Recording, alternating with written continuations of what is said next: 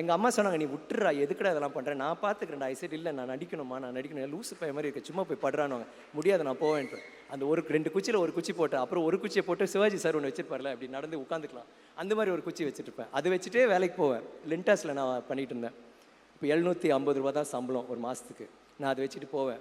போயிட்டு நான் வேலை செஞ்சுட்டு வருவேன். பட் என்னென்னா, அதுக்கப்புறம் இந்த சினிமா வாய்ப்பு வந்த பிறகு எல்லாரும் அமைதியாயிட்டாங்க. சரி நடிக்கிறான், ஆனால் படம் ஓடல, இன்னும் படம் ஓடல. 10 வருஷம் போச்சு. திருப்பி ஆரம்பிச்சிட்டாங்க. ஏன்டா நடிக்க வராதுடா, விட்டுறா, வேறு ஏதாவது பண்ணு. என் ஃப்ரெண்ட்ஸ்லாம் சொல்ல ஆரம்பிச்சிட்டாங்க. என் ஃப்ரெண்ட்ஸ்லாம் பார்க்கும்போது பரிதாபமாக பார்ப்பாங்க. எல்லாரும் ஒவ்வொரு இதில் பெரிய ஆளாகிட்டு இருந்தாங்க. நான் மட்டும் அப்படியே இவன் பாவம் அப்படி தான் சொல்லிட்டு இருந்தேன். எனக்கு ரொம்ப ஒரு மாதிரி ஃபீல் ஆகிட்டே இருக்கும். ஆனால் இல்லை, என்னால் முடியும்னு சொல்லிட்டு நான் அன்றைக்கி நான் விட்டுருந்தேன்னா இன்றைக்கி நான் இந்த மேடையில் நான் இருக்க மாட்டேன். உங்களுக்கு வந்துட்டு உங்கள் கூட நான் இப்போ பேசிகிட்டு இருக்க மாட்டேன். அதுதான் ஐ திங்க் நம்ம வந்து ஒரு ஒரு ஒரு கனவு இல்லைனா ஒரு இதை வந்து நம்ம சேர்க்கணும், நாங்கள் போய் சேரணும்னு நினச்சி நம்ம அதையே இது பண்ணோன்னா கண்டிப்பாக அது ஒர்க் அவுட் ஆகும்.